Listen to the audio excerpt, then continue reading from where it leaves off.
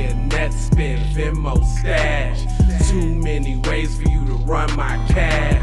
Check reparations, check reparations, check reparations, check reparations, check reparations, check reparations, check reparations, check. Yeah, well, if you talking compensation, it's about that time. You get everybody. Oh, yiggity. And you know your boy is Big Goody. And it's the Keep It P Pig Goody. And we're going to talk about the tragic case of Lizzo. Lizzo, y'all, is an example when white supremacy is done with you, when you have furthered their agenda as much as you can to their specifications, you've,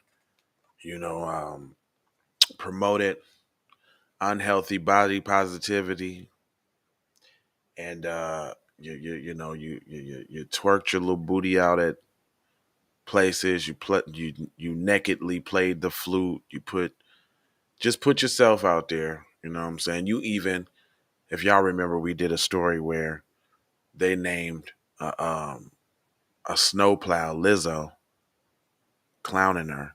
She actually thanked them for doing it. You know what I'm saying?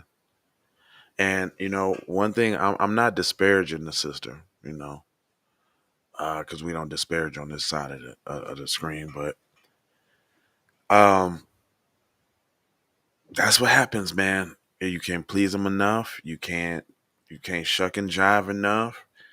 You can't coon enough. When they done with you, they done with you. So now in the headlines, they coming like this. Now they coming like this. It's the swift, and I do mean swift, fall of Lizzo. The internet has been many things, but most of all, it's swift. On Tuesday, an employment lawyer representing Lizzo, formerly backup dancer Ariana Davis, Krista Williams, and Noel Rodriguez, sent around a lawsuit filed against the former employer. The dancers are alleging that several things against the former employer: failure to prevent sexual or religious harassment, disability discrimination, and assault. Lizzo did not immediately respond for the comment. Hours after the initial headline posted, Courtney Hollingsquest, another former dancer who clarified she is not part of the lawsuit, voiced her support for those that sued. Soon after, Quinn Wilson, Lizzo's former creative director, echoed Hollingsquest's sentiments, adding that I haven't been a part blank of that world for around 3 years for a reason. Around dinner time, Sophia Niley, an Oscar-nominated filmmaker, who had already hired to make the documentary on Lizzo, admitted that she walked away from the project after 2 weeks. She said, witnessing how ignorant, self-centered, and unkind Lizzo is. By Tuesday night, and while in Boston, Beyonce left the name Lizzo out of her "Break My Soul" remix. Oh, a song used to get Betty Davis, Solange Knowles, Badu, Lizzo, Kelly Rowland on the same video. Um, and she just sounds like she just repeated Badu a couple times.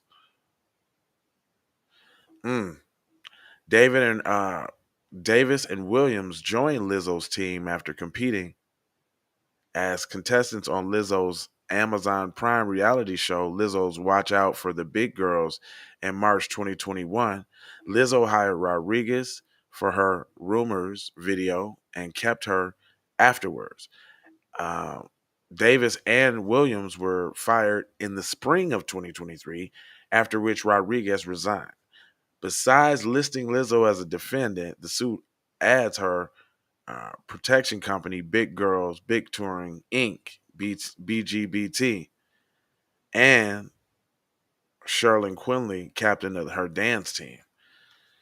So they finna go into stunning detail about everything they think this girl done did. And this is what they do to y'all, right? When they done breaking their tools, then they gonna break them. This is the dancers' lawsuit alleged they were exposed to an overly sexual atmosphere that permeated their workspace. where outings with nudity and sexuality were a focal point. In Amsterdam, for example, during the night that dancers felt was obligatory, wow, to keep their jobs, they attended a club, Banneker. Uh, it says, while at the club, things quickly got out of hand, the lawsuit reads. Lizzo began inviting cast members to take turns touching the nude performers, catching dildos launched from the performer's vagina, and eating bananas protruding from the performer's vagina.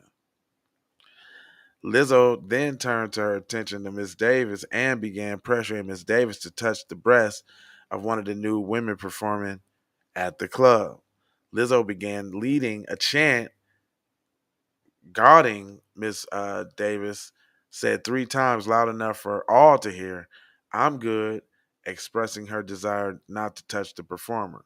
Davis finally did so. Plaintiffs were against what little regard Lizzo showed for their bodily anatomy and employees those around her, especially in the presence of many who she employed, the suit reads. Most ironically, perhaps, Davis' lawyer claims that Lizzo public posture of weight inclusivity did not extend to her dancers. She felt she had to explain her weight gain and disclose intimate personal details about her life in order to keep her job, the suit claims. Dang. Though this allegation would be shocking against anyone, it is especially so against Lizzo, who made herself the face of body positivity and inclusivity in music in the world that she loves, and with the themes like Good as Hell and Juice. She has a size inclusivity line of shapewear and has spoken at length about her own relationships with her body. Well, I'm going to say this Vanity Fair one didn't go as far, but it did paint Lizzo as a very bad person. They did. They painted her as a bad person. It almost kind of looks like she's got that kind of attitude too, though. Real talk. I'm gonna just keep it real with you. I don't know her personally, but from all the other stereotypes that she's perpetuated, I could only assume that she also perpetuates the nasty, angry, bigger black woman too, right? And there you go. And even if she doesn't, they just put it out there on her like that, so now it's gonna stick with her. But I ain't gonna hold you. I'm emoji, Foji, and scold you about being on code, so I got 4 words for you. It is subscribe, like for the spike, comment your vomit, and share if you dare. If you're a real player, you say where, I say over there on the platforms that we own, Jones. So bring it on home. You know what it do. I got 4 more words for you. Love, peace, blessings, and aloha. Out the doha for soha. You already know.